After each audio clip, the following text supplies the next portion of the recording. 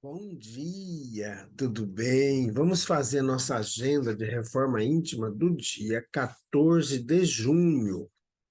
Reflexão e vivência em torno do Evangelho.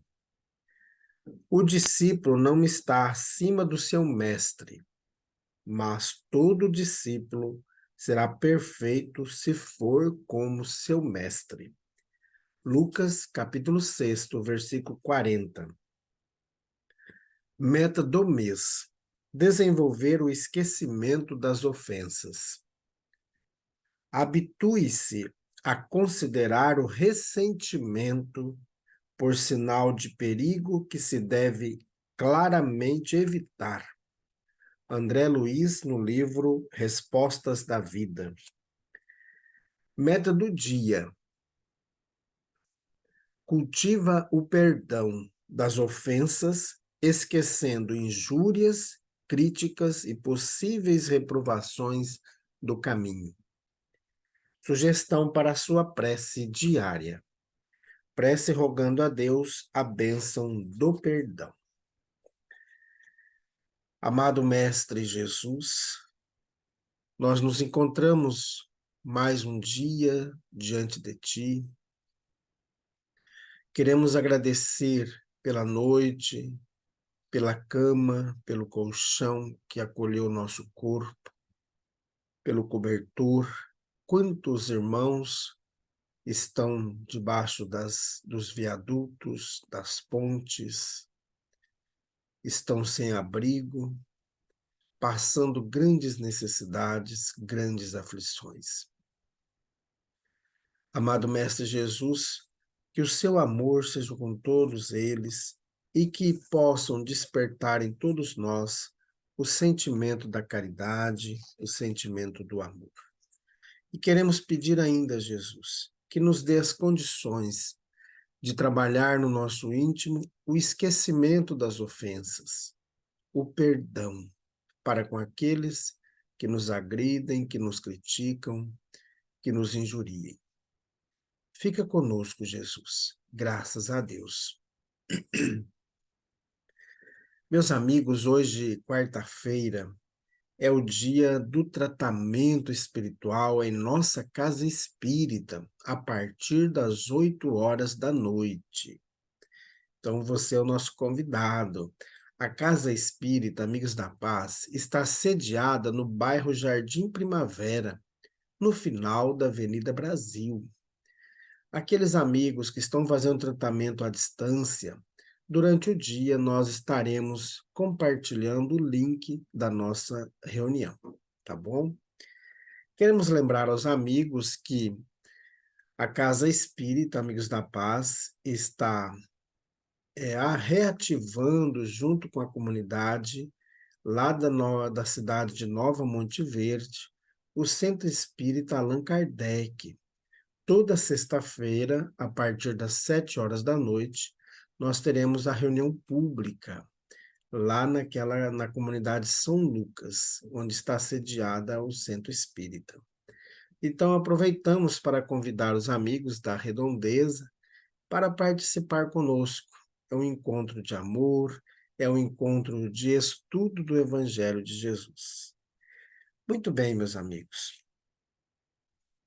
Nós estamos estudando o livro O Evangelho por Emmanuel, Comentários ao Evangelho segundo Marcos. Chamando a si a turba, juntamente com seus discípulos, disse-lhes: se alguém quer seguir após mim, negue a si mesmo, tome a sua cruz e siga-me. Marcos capítulo 8, versículo 34. Siga-me os passos. Leitor amigo. Levantar, erguer, içar, altear são verbos sinônimos. No entanto, cada um, quando vocalizado, pede o objetivo para o qual se dirige, indicando para que, onde, como e quando. Quando Jesus atendeu o paralítico, disse claramente: levanta-te e segue. Em síntese, o Divino Mestre convidava-o a erguer-se e seguir adiante, devidamente renovado, auxiliando os outros, qual estava sendo auxiliado.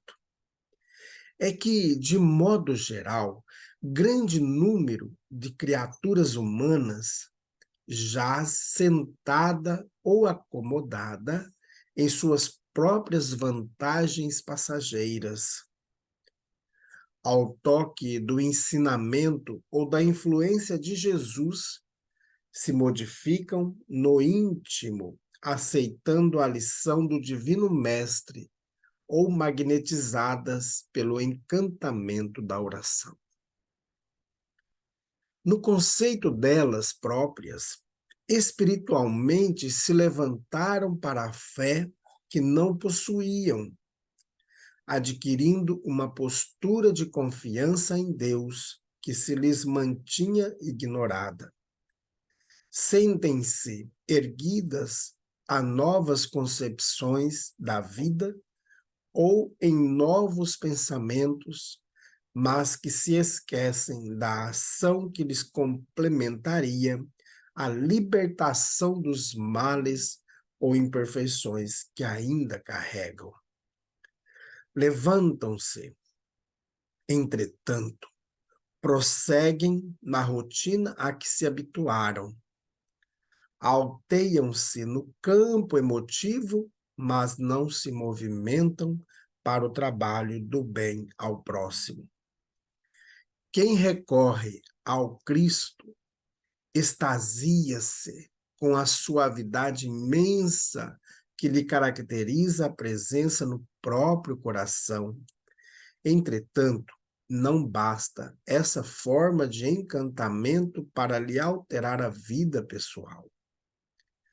A inteligência se alteia na maneira de ser das pessoas, mas prossegue acomodada nos seus próprios interesses de ordem material. Levantar e seguir na lição do Senhor significa movimentar-se, buscando o caminho que ele mesmo trilhou, trabalhando quanto lhe seja possível a benefício dos nossos irmãos, sejam quem sejam, esquecendo-lhes as deficiências e erros, encorajando-lhes a renovação para o bem, olvidando-lhes quaisquer ofensas, ignorando-lhes voluntariamente as fraquezas e amparando-lhes as necessidades, perdoando e amando, instruindo, sobretudo, com os próprios exemplos e doando-lhes o conhecimento da vida, soerguendo-lhes as forças quando as provações ou problemas lhes marquem os dias, sem esperar compensação de qualquer natureza. Em suma, erguendo-se e acompanhando os passos do Divino Mestre, que nos deixou essa fórmula inesquecível.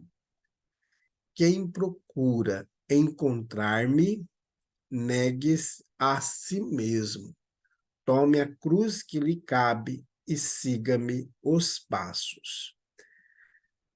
Então, a comunicação de Emmanuel está publicada no livro Levantar e Seguir, da editora GEM,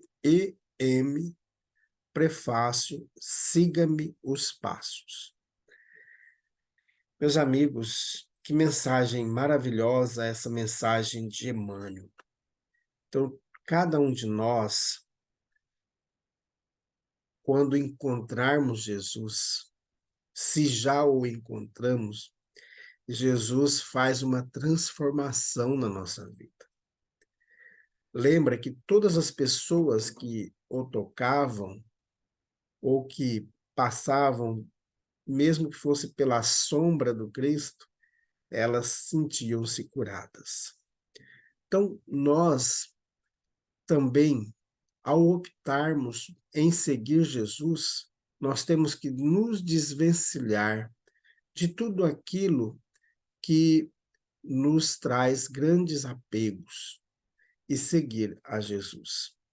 Isso não quer dizer que nós devemos andar pelas ruas sem nada, desapegado de tudo. Mas dentro das condições que nós nos encontramos, seguir Jesus implica em tomadas de decisões íntimas, mudanças de hábitos, de comportamentos, nos leva a uma transformação para o bem, para o amor.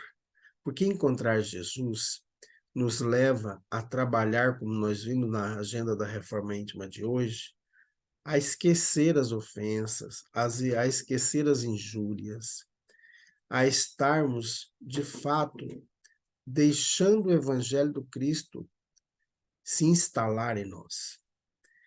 Nós podemos citar aqui grandes irmãos que largaram tudo para seguir Jesus. Um grande exemplo, nós temos aí o Saulo, com toda a sua riqueza, com todo o seu conhecimento de doutor da lei, prometido para assumir o sinédrio, para assumir a cúpula dos sacerdotes judeus, ele levanta e segue Jesus.